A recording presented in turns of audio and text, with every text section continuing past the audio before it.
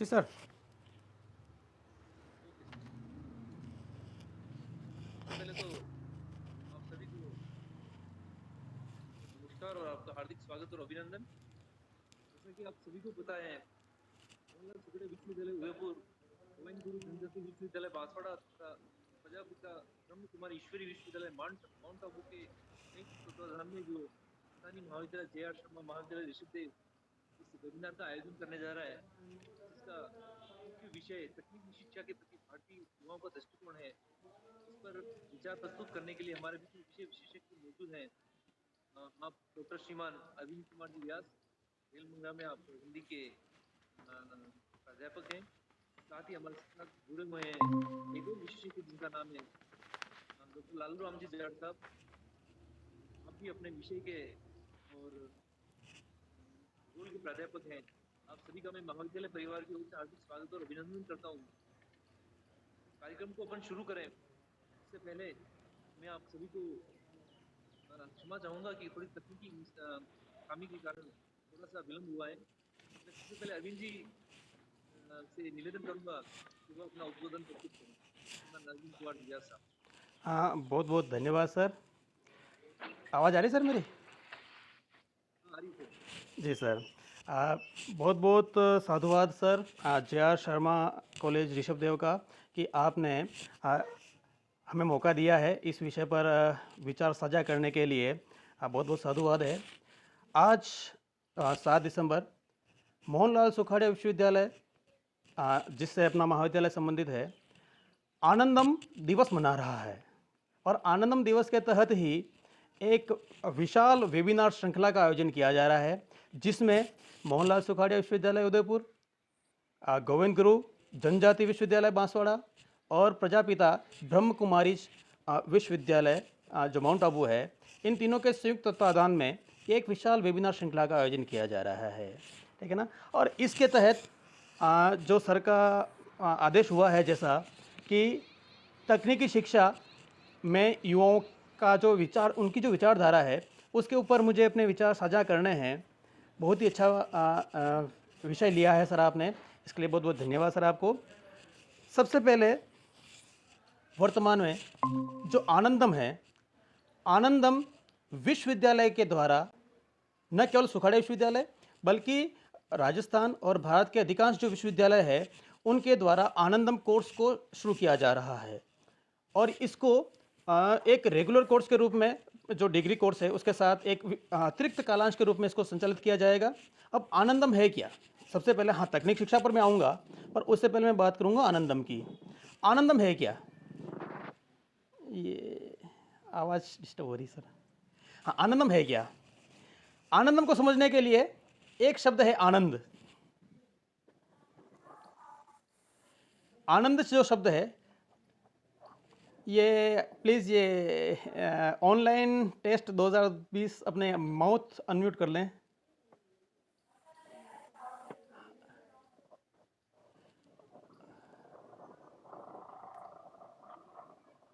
Hello, online test 2020, mouth अपना unmute कर लें, आवाज़ डिस्टर्ब हो रही है। कृपया अपना माउथ म्यूट कर लें। हाँ, तो आनंद है क्या, इसको इसको समझें आप। अब आनंद जो है, अब मैं हिंदी का विद्यार्थी हूँ और हिंदी में आनंद को कहा गया है कि रस ही आनंद है। अब रस, रस कहते हैं जिसको पढ़ने, प्लीज़ मेरी रिक्वेस्ट है, ऑनलाइन टेस्ट 2020 डूंगर जो लिखा हुआ है, कृपया अपना माउथ म्यूट कर लें। आप बाइक पे या पता नहीं क्या कर रहे हैं। ऑनलाइन टेस्ट 2020, अपना माउथ म्यूट कर लें। आपकी आवाज़ काफ़ी डिस्टर्ब हो रही है।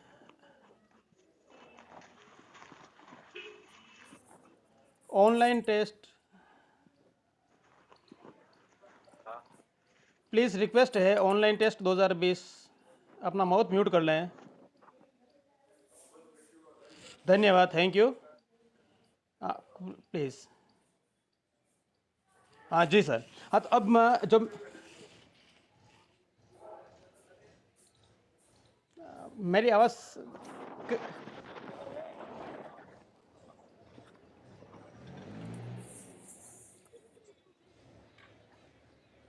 मेरा निवेदन है, कृपया सभी अपना माउथ म्यूट कर लें ताकि डिस्टरबेंस नहीं हो।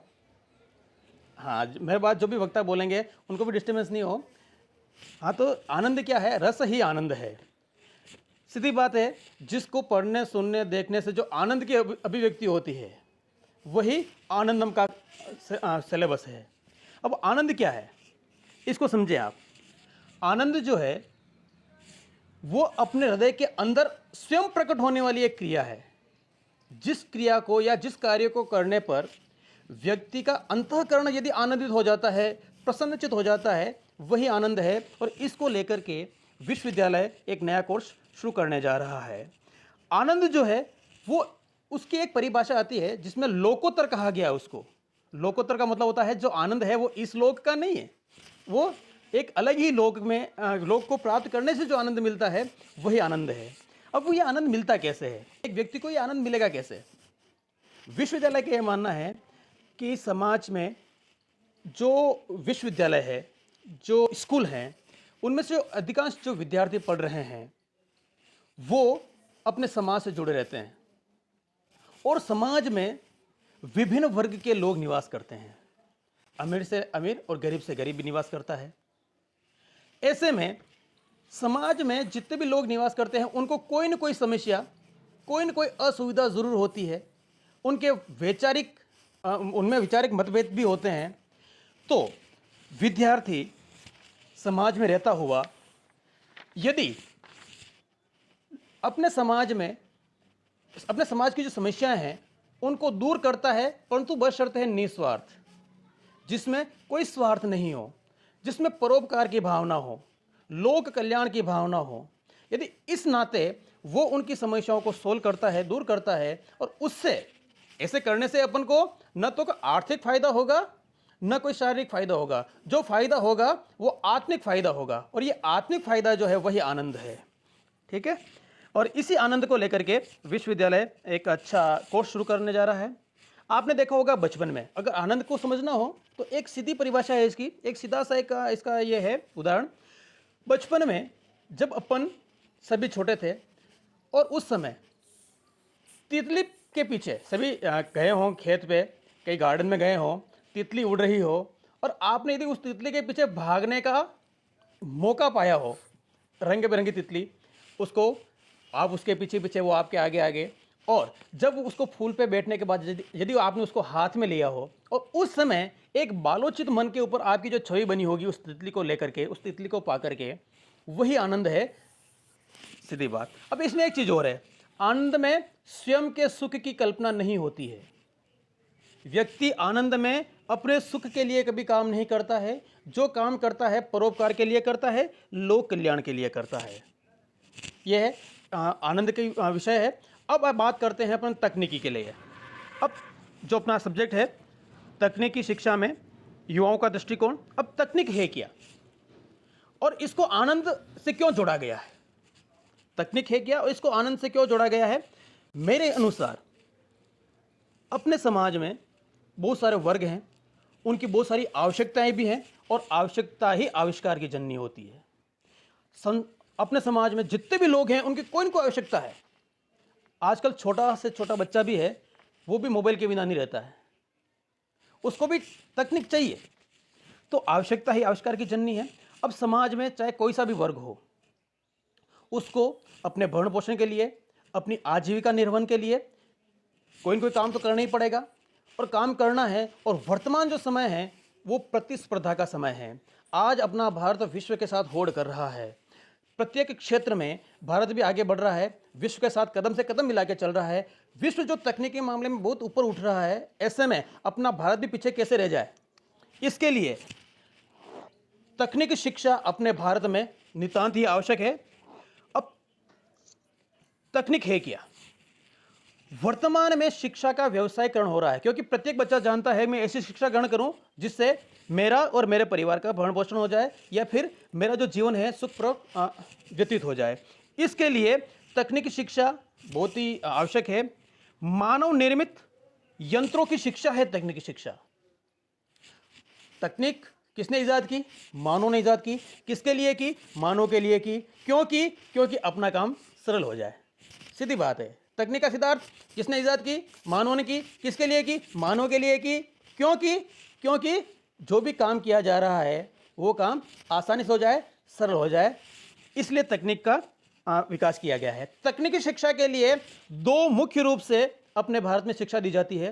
एक तो औपचारिक शिक्षा, दूसरी अनौपचारिक शिक्षा। औपचारिक शिक्षा जो विभिन्न जो विश्वविद्यालय हैं उनके द्वारा, चाहे वो आप पॉलिटेक्निक संस्थान ले लो, आईटीआई ले लो, वहाँ पे औपचारिक शिक्षा दी जाती है। परंतु अपन बात करेंगे अनौपचारिक शिक्षा की, क्यों मेन मोटो है अपना वो। आपने फिल्म देखी होगी थ्री इडियट। थ्री इडियट में जो रेंचो था, रेंचो के पास तकनीक शिक्षा थी। वो बैठा बैठा कुछ ना कुछ जुगाड़ कर ही लेता था। मतलब उसके सामने जैसे कोई समस्या आई, उस समस्या से कैसे निपटा जाए, तत्काल वो नई तकनीक का विकास कर लेता। यदि आप चलो उसको नहीं देखा हो तो डिस्कवरी चैनल के ऊपर आता है man versus wild, Bear Grylls का। आपने देखा होगा वो हमेशा ऐसे इलाकों में जाता है जहां पर मानव या तो कभी गया ही नहीं, या फिर गया भी होगा तो मानव के जीने की कोई संभावना नहीं रहती है। वहां पर वो नई नई तकनीक का प्रयोग करके जीने की कला सिखाता है लोगों को। वर्तमान समय में भी यदि अपन को आगे बढ़ना है तो नई नई उन्नत तकनीकी का हमें प्रयोग करना ही पड़ेगा। अब देखो इसमें यह क्या एक चीज़ है, अब तकनीकी शिक्षा जो है ये कहाँ कहाँ उपयोगी है, इसको अगर समझा जाए, एक चीज़ ध्यान दिया जाए। अपने समाज में जो विभिन्न कलाकार हैं, चाहे कलाकार मान लो, अब कला जैसे संगीत कला भी हो सकती है, मूर्ति कला भी हो सकती है, नृत्य कला भी हो सकती है, इसको भी छोड़ो। अपने समाज में, अपने भारत में आपने देखा होगा बहुत सारे अपने गाँव में रहने वाले लोग ऐसे हैं जो काफ़ी हुनरमंद है, परंतु उनके अवसर के अभाव में, उनको अवसर नहीं मिल पाता है, अवसर के अभाव में उनकी कला, उनका हुनर छिपा हुआ रह जाता है। ऐसे में विश्वविद्यालय के जो बालक हैं उनका दायित्व तो बनता है कि ऐसे लोग समाज के जो हुनरमंद हैं, जिनके पास कला है, वो उनको तकनीकी शिक्षा से जोड़े और उनको ऊपर उठाएं। और उनका यदि विश्वविद्यालय के बालक उनको निस्वार्थ भावना से ऊपर उठाएंगे तो क्या उनको आनंद की प्राप्ति नहीं होगी? यही आनंदम है। ये आनंदम इसलिए जुड़ा है तकनीकी शिक्षा से। तकनीकी शिक्षा के प्रति वर्तमान समय में जो वर्तमान का जो युग है, युवाओं का जो एक दृष्टिकोण है, इसके ऊपर मुझे बोलना है। निस्संदेह वर्तमान में युवाओं का दृष्टिकोण तकनीकी के प्रति बहुत ज़्यादा झुका है। क्यों झुका है? क्योंकि प्रत्येक जो विद्यार्थी है ये समय के साथ चलना चाहता है, वो खुद के लिए, अपनों के लिए कुछ पाना चाहता है। वो नई तकनीकी का इस्तेमाल करके उच्च गुणवत्तायुक्त और जल्दी से प्राप्त होने वाली क्रिया उसमें भागीदार होना चाहता है। तो इसलिए वर्तमान में जितने भी महाविद्यालय हैं, जितने भी विश्वविद्यालय हैं, वो अपने यहाँ पर एक विशेष कोर्स आनंदम शुरू कर रहे हैं। उस आनंदम के तहत जो ठेठ भारत का जो एक गांव है, उस गांव में जाकर के व्यक्ति को नई नई टेक्नोलॉजी, नई नई शिक्षा और नए नए आचार विचारों से जोड़ने का एक माध्यम बन रहा है, जो बहुत ही काबिल तारीफ इनका प्रयास है वर्तमान में। वैसे एक चीज़ है, आपने देखा होगा अभी परसों एक इंडियन आइडल का शो चलता है अपने शनिवार रविवार को। शनिवार को अपने राजस्थान के नागौर जिले के एक ठेठ देहात में रहने वाला एक लड़का इंडियन आइडल में जाता है। वो कठपुतली का खेल दिखाता है, परंतु अभी तक उसको कोई मंच नहीं मिला, क्योंकि वो केवल उसको अवसर नहीं मिला। और जैसे ही उसने सुना टीवी के माध्यम से, मोबाइल के माध्यम से, जब उसके पास तकनीकी आई और जब उसने सुना कि एक इंडियन आइडल ऐसा प्लेटफॉर्म है जहां पर जाकर के मैं अपने हुनर को प्रकट कर सकता हूं, और वो बच्चा जब वहां आता है तो वास्तव में निस्संदेह वो बंदा वहां पर सिलेक्ट होता है। ये तकनीक का ही प्रभाव है। तो वर्तमान में भी बहुत सारी स्वयंसेवी संस्था ऐसी है जो तकनीकी शिक्षा को लेकर के जो बात करते हैं अपन अनौपचारिक शिक्षा की, जैसे अभी मैंने बात की औपचारिक शिक्षा और अनौपचारिक शिक्षा की। अनौपचारिक शिक्षा को लेकर के स्वयंसेवी शिक्षण जो है, या कई छोटी बड़ी जो संस्थान हैं, वो काफ़ी आगे आई है।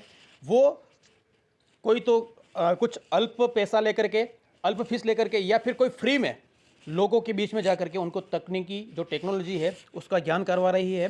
वर्तमान में अपने मेवाड़ में एक बहुत बड़ा फाउंडेशन है वेदांता।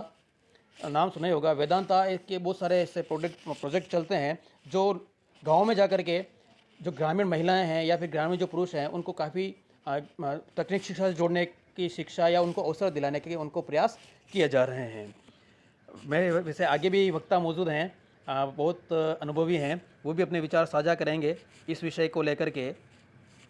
तो मैं इसी के साथ अपने विचार यहीं रखता हूं और मेरे विचार यही हैं और मैं शुभकामनाएं देता हूं जे.आर. शर्मा कॉलेज ऋषभदेव को कि आपने बहुत ही अच्छा वेबिनार आपने आयोजित करवाया है और आगे भी आप ऐसे आयोजन करवाते रहेंगे। थैंक यू सर, और बहुत बहुत धन्यवाद, आपने मुझे बोलने का अवसर दिया। Thank you sir.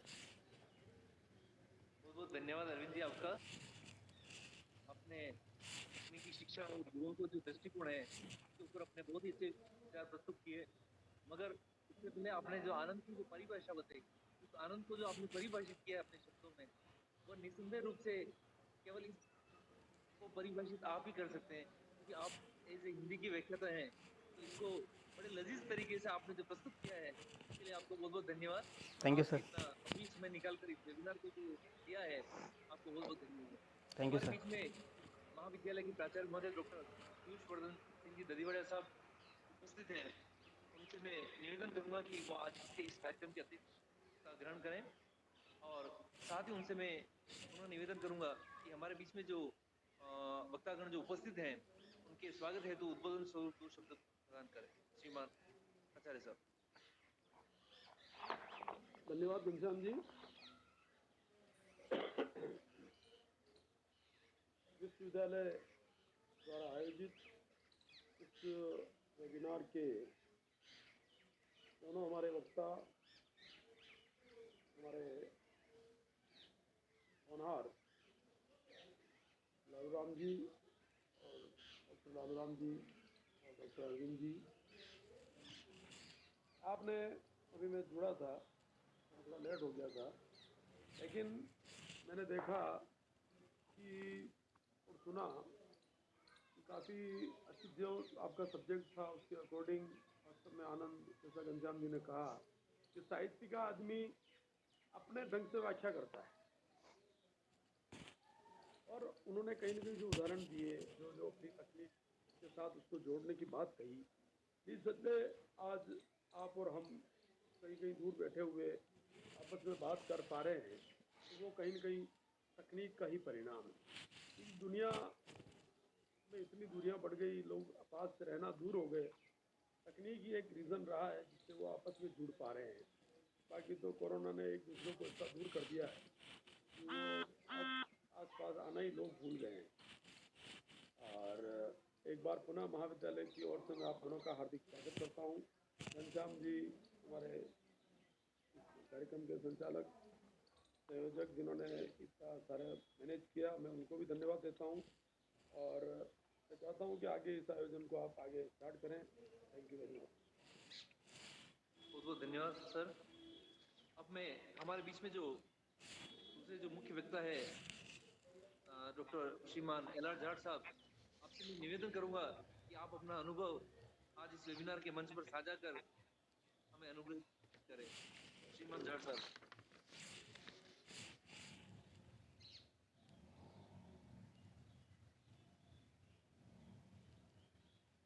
Hello hello. हाँ सर। सर आवाज़ आ हाँ रही सर, मेरी? आवाज आ रही है आपकी। हाँ बिल्कुल सर, सर। आपकी आवाज आ रही है। बिल्कुल सर। सर सबसे पहले तो महाविद्यालय और विश्वविद्यालय का हार्दिक आभार कि इस संकट की घड़ी में, विश्व की जो संकट है उस घड़ी में हम सबको एक मंच पर इकट्ठा किया, तथा यह जो महत्वपूर्ण विषय है, ददीवाड़िया साहब आपका माइक ऑफ कर दो आप। हेलो। हाँ, तो इस मंच पर साझा किया है, तो साझा करने के साथ साथ हमें इस महत्वपूर्ण विषय पर बात चर्चा करने का जो एक मौका प्रदान किया है, जो आज की ज्वलंत सुविधा के साथ साथ समस्या बहुत बड़ी ज़्यादा बन चुकी है। जैसे कि अभी हमारे पहले वक्ता ने बताया कि आनंदम का जो उन्होंने परिभाषा दी, रस और सारे रस मिलाकर जो आनंदम की परिभाषा उन्होंने दी, उसी प्रकार आप देख रखे होंगे स्क्रीन पे कि मुझे जिस प्रकार का आनंद मिल रहा है कि मैं इस प्रकृति के अंदर बैठा हुआ हूँ, पीछे स्क्रीन पर आप देख रखे होंगे। और जो आनंदम है उसके साथ साथ तकनीक, तकनीक आनंद कब मिलेगा व्यक्ति को, जब वह समाज को कुछ दे पाएगा। और और देने के लिए व्यक्ति के पास समय तो सबके पास एक दिन के 24 घंटे ही है। उन 24 घंटों के अंदर वो अधिकतम क्या करे, खुद अपने लिए, अपने परिवार के लिए और समाज के लिए। तो सबसे पहले जो बताया था अरविंद जी ने कि आनंदम, यानी कि दूसरों की खुशी से मिलने वाला जो हमारे प्रसन्नता होती है, वही आनंदम का मुख्य विषय होता है। और इसके तहत आज जो तकनीक का काम हो रहा है, वह तकनीक महत्वपूर्ण कार्य कर रही है, क्योंकि जैसा हमने देखा होगा प्रत्येक 20 से 25 साल में संपूर्ण विश्व में हर कार्य क्षेत्र में कोई न कोई अचानक परिवर्तन आता है। जिस प्रकार 1990 से 2000 के मध्य कंप्यूटर युग की शुरुआत हुई और उस कंप्यूटर युग की शुरुआत के साथ लोगों में एक नई चेतना आई कि अब तो कंप्यूटर से ही सब कुछ होगा। परंतु वर्तमान समय में इस कोरोना के समय आप देख रहे होंगे कि कंप्यूटर के साथ साथ वापस लोग परंपरागत और व्यक्तिगत व्यवसाय की ओर मुड़ चुके हैं। यानी कि हम देखें कि कृषि क्षेत्र की ओर लोगों का रुझान बढ़ चुका है एक वर्ष में, इस महामारी के दौर में। अतः इस महामारी के दौर में जब व्यक्ति आना जाना पसंद नहीं करता है, तो वो तकनीक प्राप्त कहाँ से करेगा। तो ये नवीनतम आधुनिक तकनीक है जो ऑनलाइन शिक्षा है, इसके माध्यम से व्यक्ति नवीनतम प्रयोग कर रहे हैं। जैसा कि अभी अरविंद जी ने बताया कि विभिन्न मंच प्रदान करते हैं। इसी प्रकार जैसे गांव में हमारे पास परंपरागत चिकित्सा थी, उस चिकित्सा को आज आधुनिक चिकित्सा ने अपना स्थान ले लिया। उस आधुनिक चिकित्सा के साथ परंपरागत ज्ञान को शामिल करने के लिए TRI tribal research institute Udaipur ने एक कार्यक्रम आयोजित किया, गुणीजन कार्यक्रम। इसके तहत गांव के अंदर जो हाथ पांव को हाथों से मसल कर जॉइंट बिठाने वाले, टूटी हड्डियां ठीक करने वाले या विभिन्न प्रकार की दवाइयां देने वाले, ये सारे